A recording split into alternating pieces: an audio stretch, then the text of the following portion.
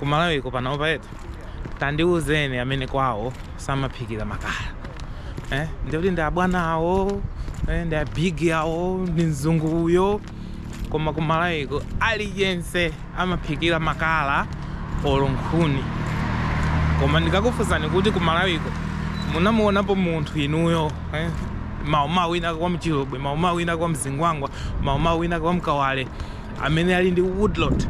amene ali ndi plot imene anazalapo mitengo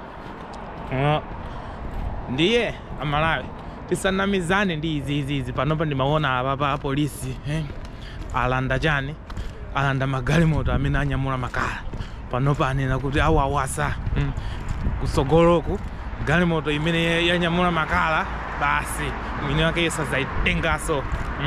akuti basi panopa akwiya akufuna kukhwimitsa chitetezo cha mitengo funso ndikumanena kuti kodi anthu akasiya kuphikira makala aziphikira chani